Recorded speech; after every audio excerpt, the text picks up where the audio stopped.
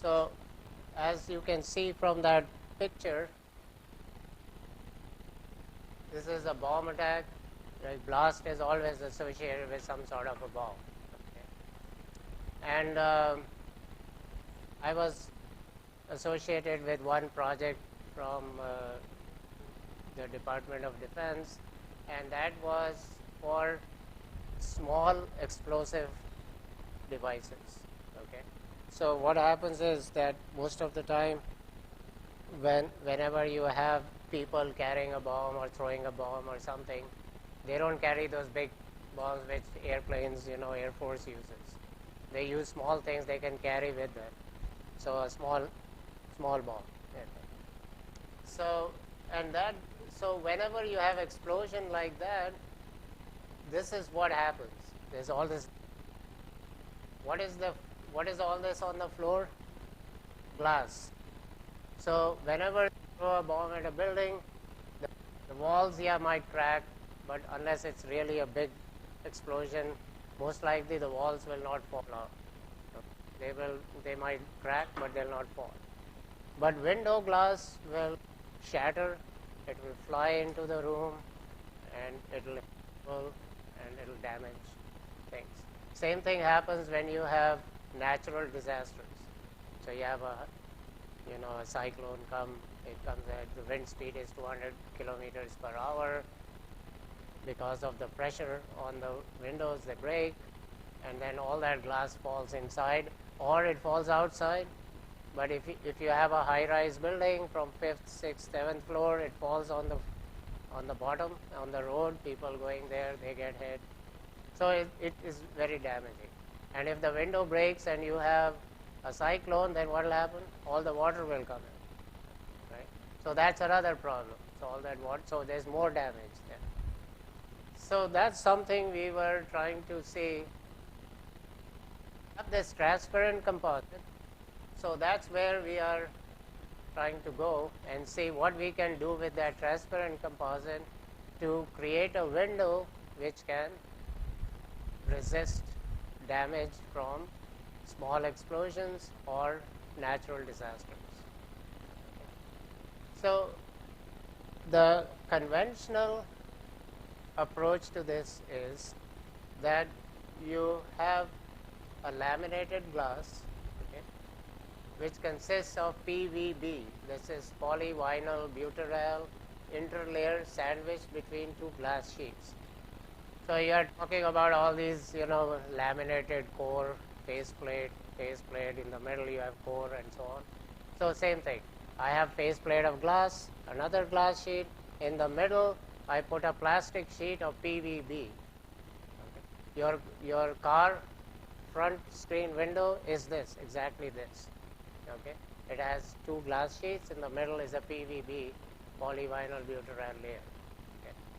So then, but having that, it still has low strength to weight ratio, but it has low strength, and we need large thickness if we wanted to sustain a bigger and bigger blast.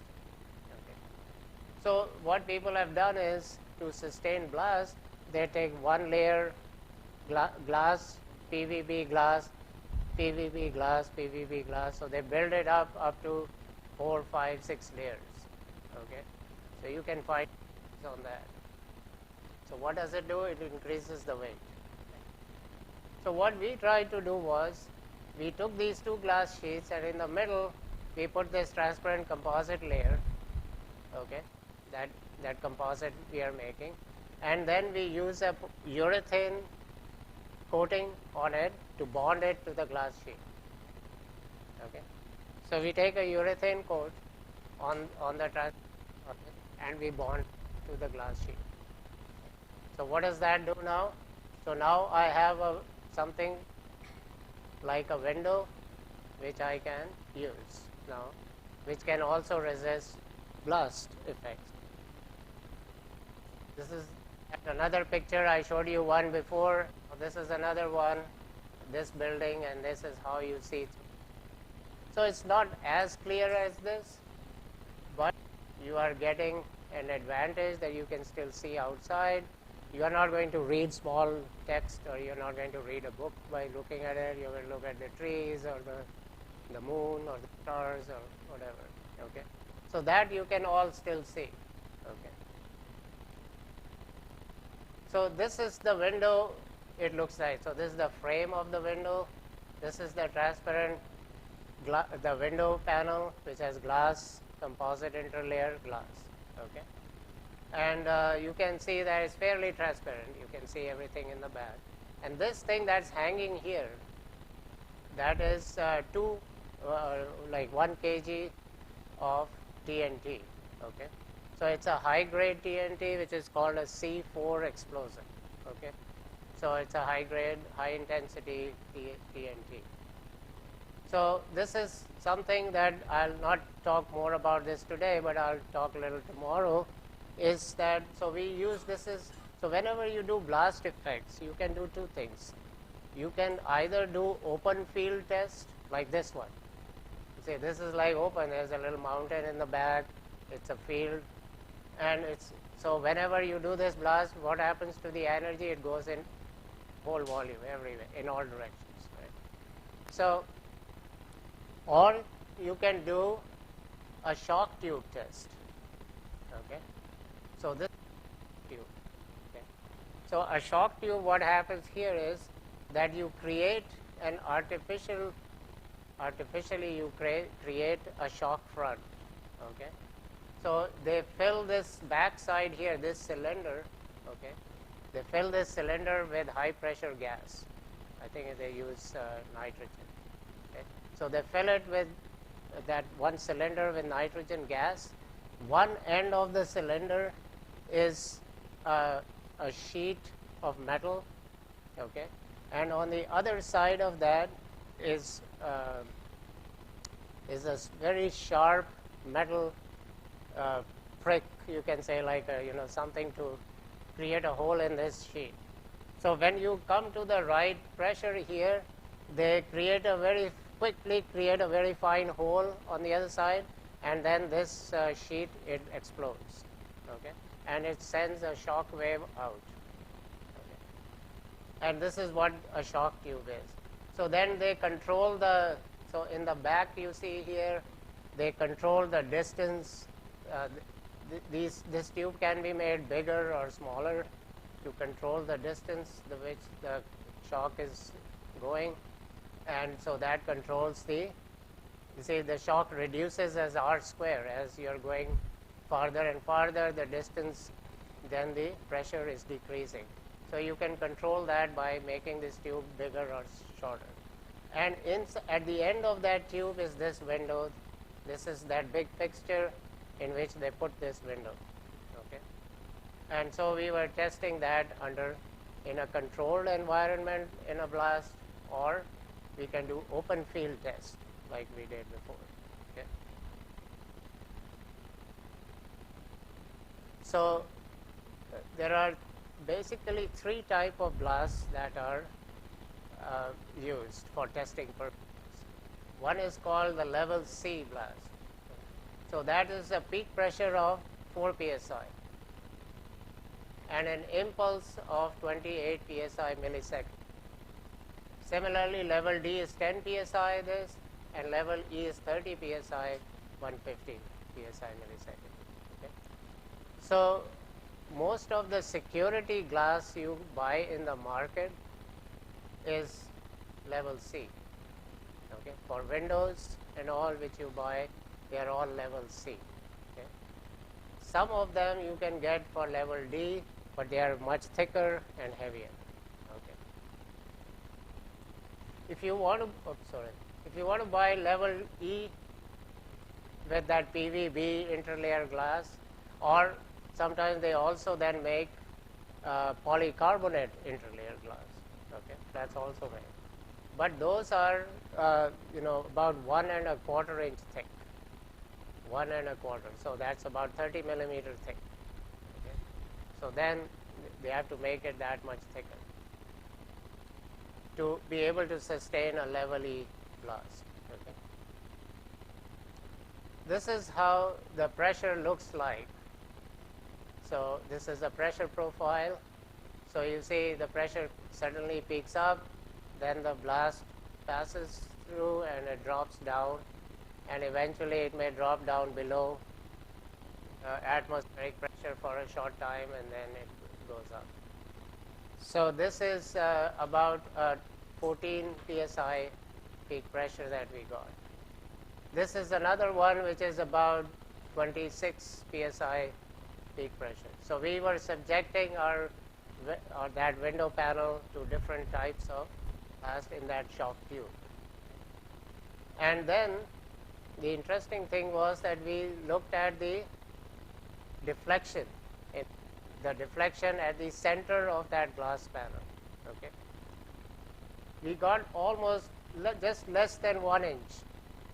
So that's a 3 feet tall, 2 feet wide window panel, and at the center we got a 1 inch deflection. Okay, under that foot. Okay, so it's fairly extensive deformation. Okay. This is what a typical front from a blast might look like. Okay, so this is the time, this is the pressure. So you suddenly, when you do the blast here, you get a really high pressure, and then it decays down, and then it may go into negative phase. That means it's below atmospheric pressure. Okay. And so when you do this blast, there is a sudden blast wave going out. It creates like a sort of a vacuum behind it, and then that's when you get this negative phase. Eventually, that vacuum is filled by the surrounding air, and then you come back to atmospheric pressure. Okay. So this pressure time curve is generally given by an expression like this. This is another you will find in literature, and so this here is the scaled distance. So what that means is meters divided by kg, cube root of kg. Okay, so this meter on the top is the distance from the blast to where the blast happened to the wherever you are checking the effect of the blast. And this is then kg is the amount of explosive used. Okay, the explosive amount. So it's kind of a funny scale distance thing. This is the pressure created. Okay, and then it says, unfortunately you cannot read it in the back, but then this point here is for sonic booms, and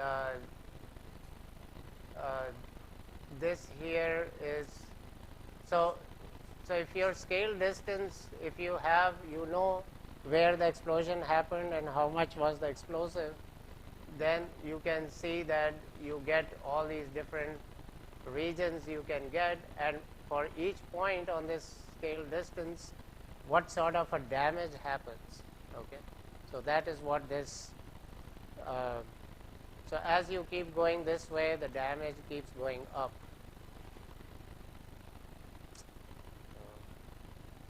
This is also so small. Can you read?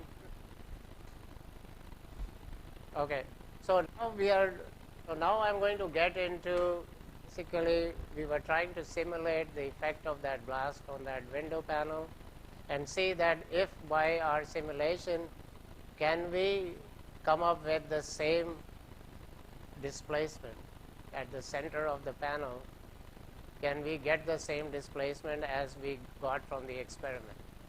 Okay, so this is the scheme of things.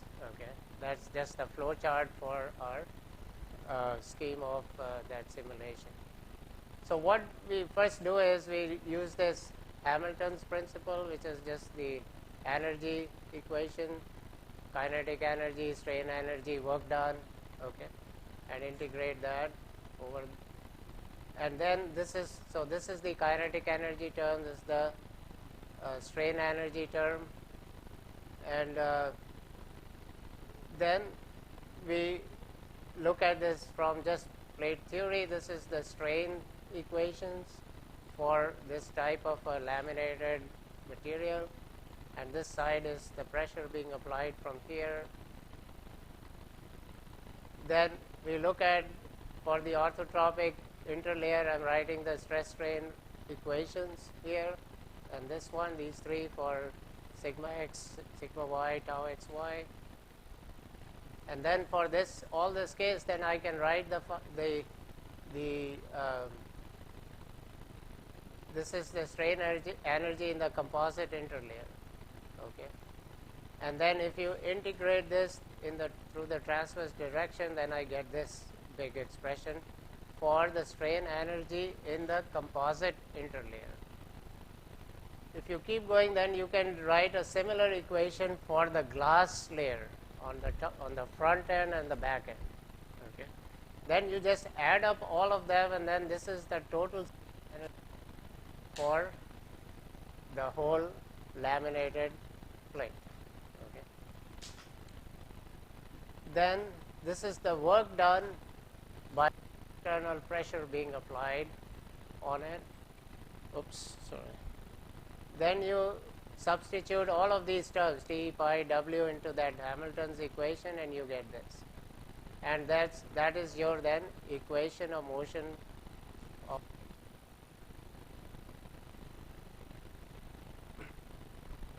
apply the boundary conditions and initial conditions, and then if you have to pick some function for W, the displacement field, and then you try to solve this whole thing out, and you can use some numerical method to solve it. It's an differential equation, and you try to find these results. Okay, so what's the importance of this? So we were able to get, this is for a medium intensity blast, this is high intensity blast. So what is medium intensity? Is the 10 psi. High intensity was the 30 psi. Okay, so these are just the contours. They look nice to look at, but there's nothing really there. It's just showing you that yes, at the center, very high displacement. For a medium intensity, yes, you will obviously get a lower displacement. Now we did this for a simply supported plate. Okay, it was not clamped. Whereas actual window panel that we had clamped, it was the frame, inside the frame you actually clamp the window. But it is not a very strong clamping. Okay, the window is never tightly clamped to the frame. It is actually sitting in there, sandwiched between two rubber linings inside. So you have a rubber lining here, and in the middle, about a ½ inch. The ingress is about a ½ inch into that lining. Okay, so it's fairly close to a simple supported plate with small amount of clamping pressure. Okay, so then when we did this, so this is then here. This red line is the theoretical. The blue line is the experimental. Okay, this is what we saw from. The red line is the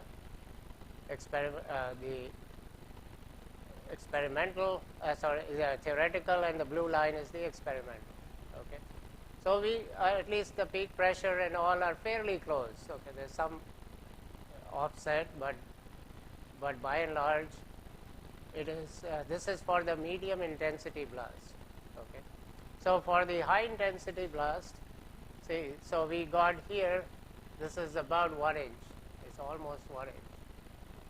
So that means that was for a high intensity blast, that 1 inch I showed you. I think I misquoted myself. I think I said medium intensity. Then, so this is what it tells us for displacement field. So whatever we did, it seems to be working well for finding the displacement field. Okay, and we did this about 3-4 years back, and since then, incidentally, this paper has been cited almost more than 25 times by now. So for some reason I never thought it would be that many citations, but it seems to be used a lot. So then we still want to find the stress state. Is the stress is going beyond the strength of the different constituents or the layers in there. So you find the stress strain, write the stress strain equations here, and then substitute for strains in there and write it in that way. So we have that now in terms of W. And then we went through and found the principal stresses, and we found that for the medium intensity blast, this blue line is the inner surface and the red line is the outer surface. So inner means this is the glass, composite glass, and the blast is on this side. The inner is the side of the blast. Okay, so you will get compression there. On the outside, when it bulges out, you will get tension on the outside. So in the medium intensity blast, that's about 10 to 15 psi peak pressure. The stress in the maximum stress in the glass is just over 80 psi, 80 megapascal. Okay, whereas in the high intensity blast, it is about 200 megapascal. Okay, now what is the strength of glass? This is E-glass sheets. What is the strength of glass? 3.5. The strength of glass, that's very high if it is 3.5 GPa. So generally, if you there are different. So you can take just plate glass or you can take tempered glass. Okay. So if you take tempered glass, so what you do in tempered glass is you heat it to a certain temperature and suddenly cool it. Okay. So what does that do? It creates a compressive internal stress or internal compressive residual stress. So that helps to increase artificially the strength of the glass, that it has compression strength, and generally you are trying to load it in tension. So some amount of external load is taken up in bringing it back to zero state of stress, and then you load it further. Okay. So for tempered glass, the strength of the glass then is somewhere close to between 175 and 200 megapascal. Generally 175 megapascal. Okay. So then in this case we were looking at, for medium intensity blast with this type of a composite layer, interlayer, we are only getting to 80. So it should not break. Okay. And so I'll show you tomorrow some experimental results more that yes, that window, nothing happens. It doesn't break at all. It's intact. Okay. Here, I am getting very close to just the boundary line of fracturing. Okay. So I can see some, so there is a good possibility I'll get some fractures. And so when we did this test with this one, we actually do see some, okay, that's blast. So we do see some cracking, okay, but the cracks are very fine cracks. I can put my hand on it, rub it, you will not feel the cracks, but they are there, you can see them. Okay, so in that sense, we were able to do these tests, and I'll talk more about these and show you some other pictures and some videos next time. I think that's the last slide I have. Yeah. I don't know why I wrote thanks you every time. That's what happens when you cut paste some slides. You know. So on the first one, I think I did thanks. I did it correct.